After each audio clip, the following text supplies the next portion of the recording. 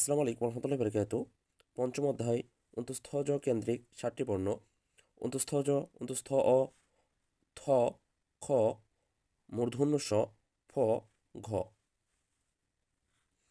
এখন আমরা অন্তঃস্থ জ লিখব।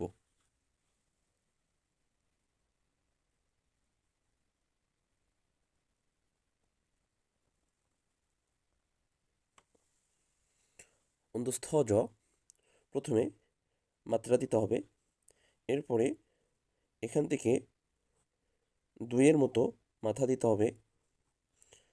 তৃতীয়ত এখানে কোনো প্রকার কানি হবে না। চতুর্থ হালকা একটু বাঁকা করে আসবে। পঞ্চম এখান থেকে সরাসরি উপরের দিকে একটি টান দিতে হবে, তাহলে অন্তঃস্থ জ হয়ে যাবে। যদি নিচে একটু ফোঁটা দেই অন্তঃস্থ অ হবে। থ,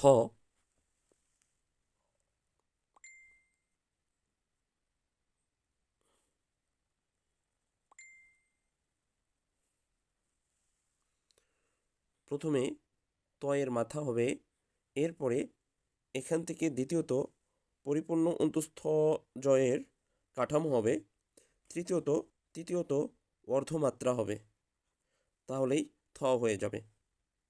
প্রথমে তয়ের মাথা হবে, দ্বিতীয়ত এখান থেকে অন্তঃস্থ জয়ের কাঠামো হবে, তৃতীয়ত অর্ধমাত্রা হবে।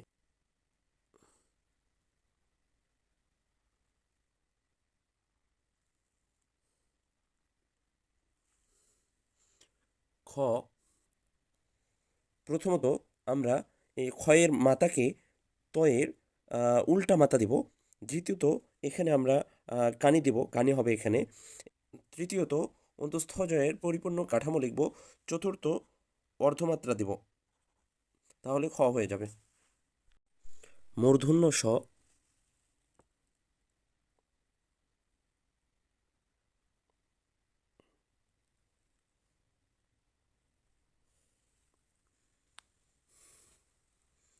প্রথমে মাত্রা দিতে হবে, দ্বিতীয়ত পরিপূর্ণ অন্তঃস্থ জয়ের কাঠামো লিখতে হবে, তৃতীয়ত এখান থেকে একটি সুন্দর করে গোল করে এই যে এই মাথাটি, এই টানটি অন্তঃস্থ জয়ের এই কর্নারের সাথে লেগে ছেড়ে দিতে হবে, তাহলে মূর্ধন্য ষ হয়ে যাবে।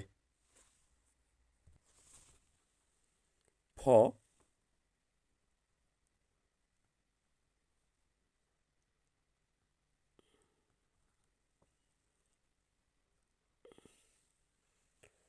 প্রথমে আমাদের মাত্রা দিতে হবে, দ্বিতীয়ত অন্তঃস্থ জয়ের পরিপূর্ণ কাঠামো লিখতে হবে, তৃতীয়ত এখান থেকে কয়ের চিহ্নটি যুক্ত করতে হবে, তাহলেই ফ হয়ে যাবে। ঘ,